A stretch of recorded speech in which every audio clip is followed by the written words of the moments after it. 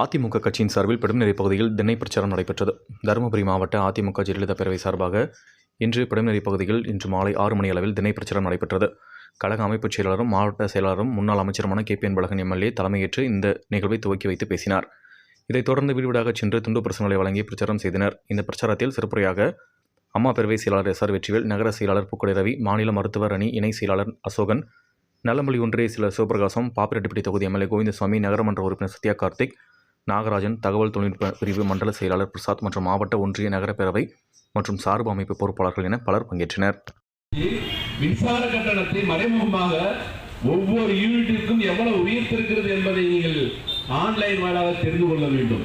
கடந்த 4.5 ஆண்டுகளுக்கு முன்னால் அதிமுக ஆட்சியிலே ஒரு யூனிட் வீட்டுக்கு உபயோகப்படுத்துகிற மின்சாரத்திற்கு எவ்வளவு தொகை என்பதை நீங்கள் ஆன்லைனில் பார்த்தா தெரியும். இப்ப இருக்கிற ஆட்சி வந்ததுக்கு அப்புறம் நாம் எவ்வளவு செலுத்துகிறோம் என்பதை பார்த்தால் தெரியும். இப்படி மக்களை கொன்று குவித்து கொண்டிருக்கிற அரசு இந்த திராவிட மாடல் ஆட்சி.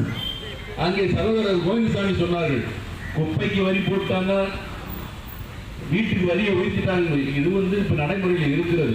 ஆனால் நீங்கள் கட்டவில்லை என்று சொன்னாலும் சரி, கட்டினாலும் சரி, ஆனால் உங்களுக்கே தெரியாமல் ஆண்டுதோறும் உங்களுடைய வரியின் மீது 6% வரி உயர்ந்து கொண்டே இருக்கும்.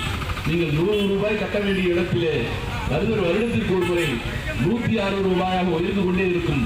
இந்த நிலையை உயர்த்தி கொடுத்தவர்கள் இந்த திமுக ஆட்சிக்காரர்கள்.